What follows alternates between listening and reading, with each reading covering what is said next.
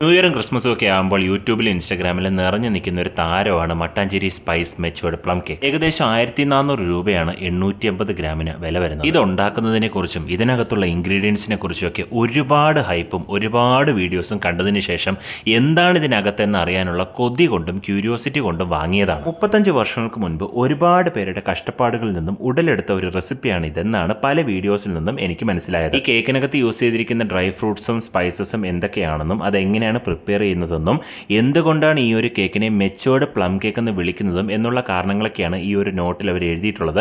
വായിക്കണമെങ്കിൽ video ഒന്ന് pose ചെയ്ത് വായിച്ചു നോക്കിക്കോളൂ. കേക്കിന്റെ ടിന്നും കൂടെ ചേർത്ത് 4 ലെയർ ഓഫ് പാക്കിങ്ങിന്റെ അകത്താണ് ഈ ഒരു Mattancherry spiced matured plum cake ഇരിക്കുന്നത്.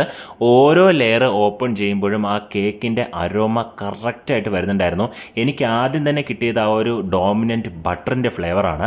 ഇതല്ലാതെ ഇതിനു മുമ്പ് ഞാൻ ട്രൈ ചെയ്തിട്ടുള്ള ഏറ്റവും എക്സ്പെൻസീവ് ആയിട്ടുള്ള പ്ലം കേക്ക് കോട്ടയം പാല ആൻസ് ബേക്കറിയിലുള്ള റിച്ച് പ്ലം കേക്കാണ്. അത് ഞാൻ ഓർക്കുന്നത് ശരിയാണെങ്കിൽ വളരെ ഫ്രൂട്ട് ഫോർവേഡ് ആയിട്ടുള്ള ഒരു കേക്കായിരുന്നു. പക്ഷേ ഇത് അങ്ങനെയല്ല. പേരിലുള്ളതുപോലെ തന്നെ സ്പൈസസിനാണ് കൂടുതൽ പ്രാധാന്യം കൊടുത്തിരിക്കുന്നത്. കേക്കിന്റെ ഓരോ ലെയർ ഓഫ് പാക്കിംഗ് നമ്മൾ റിമൂവ് ചെയ്യുമ്പോഴും സ്മെല്ല് ഇൻറ്റൻസ് ആയിക്കൊണ്ടിരിക്കുകയായിരുന്നു. ആദ്യം ബട്ടർ ആയിരുന്നെങ്കിൽ ഇപ്പോൾ ആ കേക്കിലുള്ള ഓറഞ്ച് പീലിന്റെയും വാനിലയുടെയും ലെമണിന്റെയും എല്ലാ ഫ്ലേവേഴ്സും ഹിറ്റ് ചെയ്തുകൊണ്ടിരിക്കുകയാണ്. എനിക്ക് പൊതുവെ ഡ്രൈ ആയിട്ടുള്ള പ്ലം കേക്ക്സ് ഒട്ടും ഇഷ്ടമല്ല. പക്ഷേ ഇത്രയുമൊക്കെ സ്പെഷ്യാലിറ്റീസ് ഉള്ള spiced Mattancherry matured plum cake ഒരിക്കലും ഡ്രൈ ആയിരിക്കില്ല എന്നുള്ള പ്രതീക്ഷ എനിക്കുണ്ടായിരുന്നു. കേക്ക് മുറിച്ചപ്പോൾ എനിക്ക് ഒരു കാര്യം വ്യക്തമായി. കേക്ക് ഡ്രൈ ആണ്. കേക്കിനകത്തുള്ള ഫ്രൂട്ട്സ് ഡ്രൈ അല്ല.